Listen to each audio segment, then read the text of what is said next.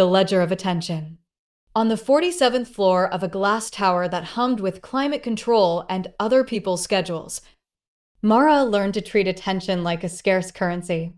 Her days arrived as bundles of notifications, team Slack pings, Slack, headline alerts, algorithmic nudges for products she had only once glanced at, invitations to brunch that promised networking in the language of lowercase capitals.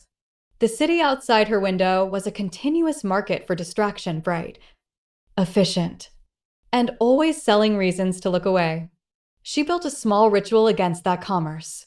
Before coffee, she sat at her desk without devices, breathing through 3 minutes of stillness. She called it the ledger, a private inventory of intention. Instead of tallying tasks, she listed qualities she wanted to bring to the day: clarity, patience, fidelity to one task until it reached completion. The practice was modest, but it served as a filter. When the day's first seduction arrived, a charismatic headline promising immediate insight, an email with an urgent subject line, she felt the moment the mind pivoted away from the ledger. The pivot was hardly dramatic. It was a tiny muscle spasm of attention. She learned to notice it. Mara's work involved designing interfaces that invited people to linger. She knew the anatomy of enticement, color contrast that caught the eye, incremental rewards that triggered wanting, frictionless signups that turned curiosity into habit. She did not believe in denying design's power. She believed in stewarding it. That meant refusing the easy triumph of engagement for engagement's sake. Instead of optimizing for clicks, she optimized for dignity, for features that respected the user's ability to choose, and the user's time is finite. Outside of work, friends called her disciplined. Strangers called her aloof. She preferred a different language. Discipline, she discovered, was not punishment. It was a clear architecture for living, thresholds, limits, and practices that allowed attention to stay strong when temptation came with a smile. The ledger wasn't asceticism. It didn't demand austere living or the denial of pleasure. It asked only that pleasures arrive as chosen rather than defaulted to. There were tests. A startup launched a product that promised effortless visibility. An old friend gleefully posted a curated success story that tugged at an old hunger, the one that equated applause with worth. At first, her fingers itched. The impulse was physiological, dopamine seeking its predictable path. But the ledger had trained her to take the delay. She would wait 2 minutes before replying to any tempting invitation, 20 minutes before deciding on a purchase, a day before drafting a reactive message. Time, she learned, attenuated impulse. A pettier urge would often dissipate when she acknowledged it. Equally important was curiosity. Focus without curiosity becomes brittle.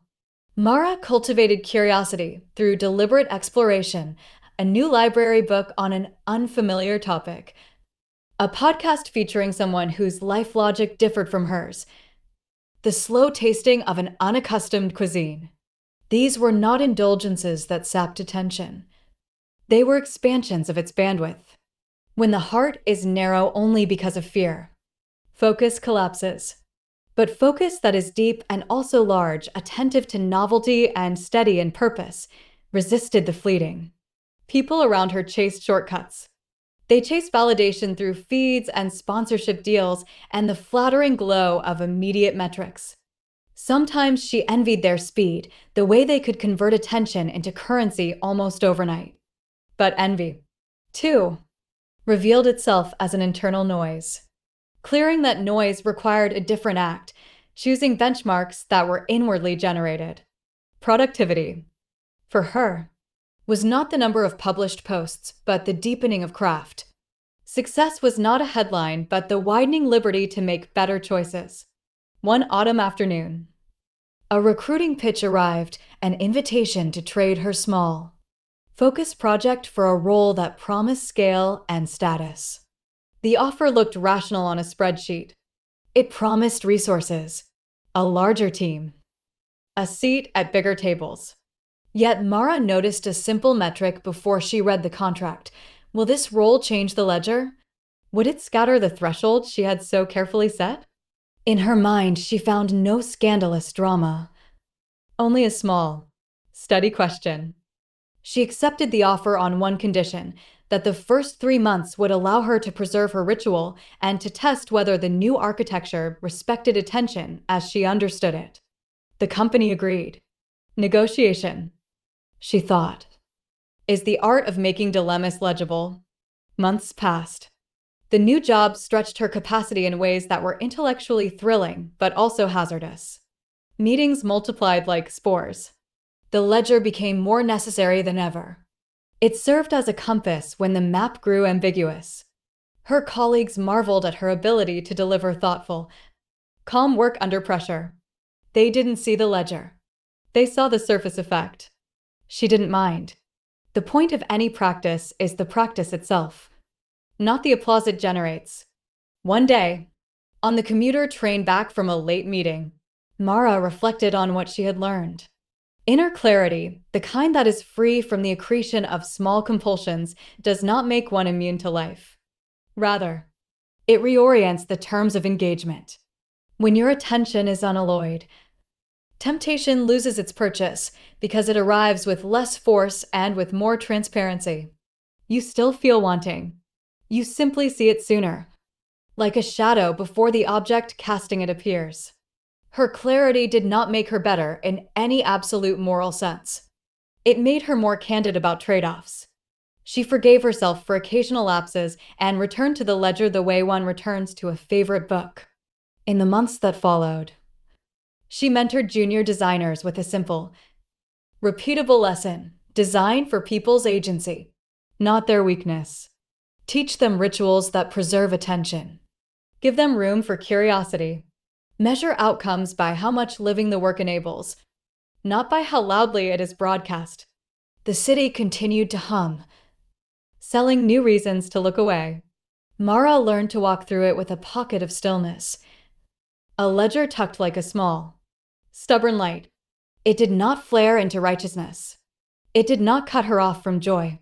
It gave her a repeated promise that when you nourish the clarity of your attention, the world still comes with temptations. But those temptations no longer write your days for you. The story did not resolve into a tidy victory. It moved, gradually and insistently, toward a steadier practice, the everyday courage of choosing what matters. Vocabulary, unalloyed, pure, not mixed with anything else. She experienced unalloyed joy when the team finished the project on their own terms. Equanimity, mental calmness, especially in difficult situations. Even during the crisis, he maintained equanimity and made clear decisions. Discernment, the ability to judge well. Perceptiveness in choosing. Her discernment helped her separate urgent tasks from merely noisy ones. Impervious, not affected or influenced by something. Regular reflection made her almost impervious to impulsive marketing messages. Introspection, self-examination of one's thoughts and feelings. Daily introspection revealed where her attention had been leaking. Asceticism, severe self-discipline and avoidance of indulgence.